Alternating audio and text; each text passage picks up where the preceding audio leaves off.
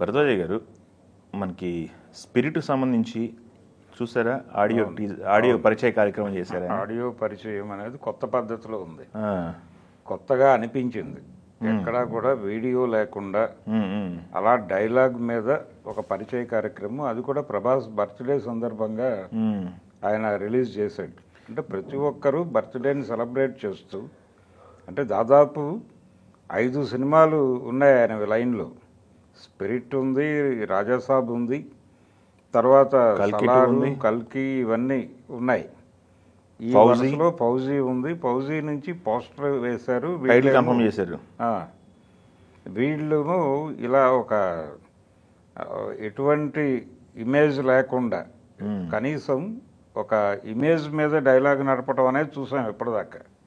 అసలు అదేమీ లేకుండా బ్లాక్గా ఉండి అలా వెనక నుంచి డైలాగులు నడపటం అనే పద్ధతిలో ఒక కొత్తగా జనాలను అట్రాక్ట్ చేయటం అనేది జరిగింది. ఆ కథ అదే కథ చెప్పే ప్రయత్నం జరిగింది కూడా చెప్పారు. అంటే ప్రకాష్ రాజ్ వర్సెస్ ప్రభాస్ నడిచింది ఇది. ప్రకాష్ రాజ్ డైలాగులకి కంక్లూజన్లో ఒక వార్నింగ్ ఇచ్చే పద్ధతిలో ప్రభాస్ డైలాగు ఉంది దానిలో. అంటే వీళ్ళిద్దరికీ పాత పగలు ఉన్నాయి అనేది అర్థమవుతుంది. నేను చిన్నప్పుడు జరిగింది మర్చిపోలేదని సమ్మేద ఉంది.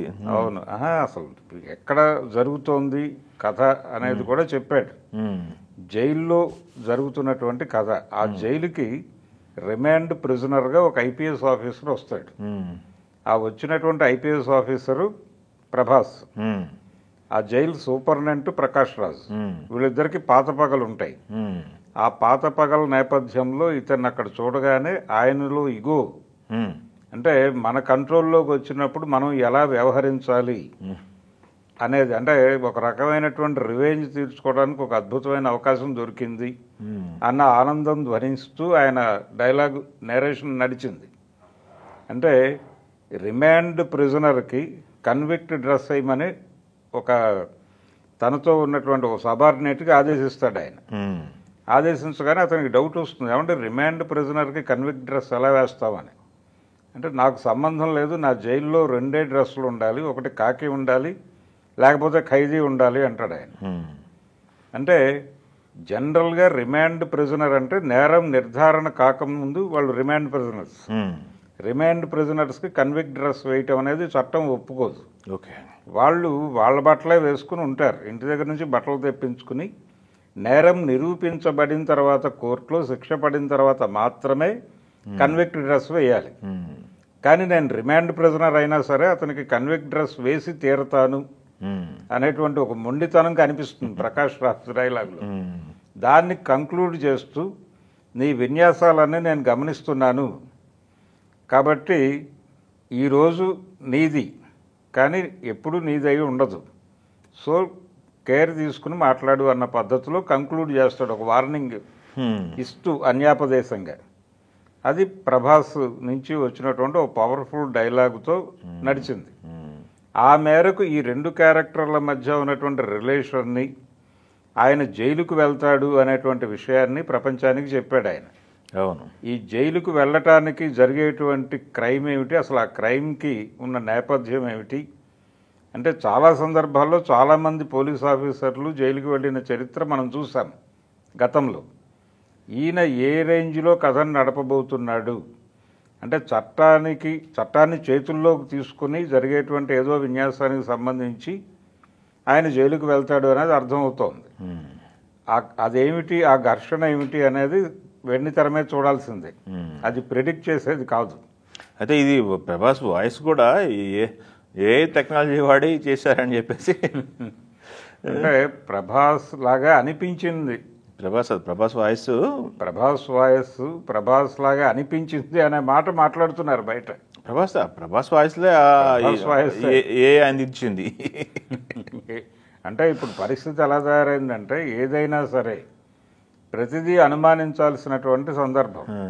పైగా సినిమా వాళ్ళే ఓపెన్గా కొన్ని విషయాలు రివీల్ చేస్తున్నారు. అవును, అంటే ఈ మధ్య జ్యోతికృష్ణ హరిహర వీరమల్లు సందర్భంగా మేము హిందీలో కూడా ఈ సినిమాని డబ్ చేస్తున్నామని చెబుతూ, హిందీ డబ్బింగ్కి మేము పవన్ కళ్యాణ్ గారిని ఇబ్బంది పెట్టాలనుకోవడం లేదు, ఆయన వాయిస్ను ఏఐ సహకారంతో మేము డబ్ చేయబోతున్నామని చెప్పాడు ఆయన.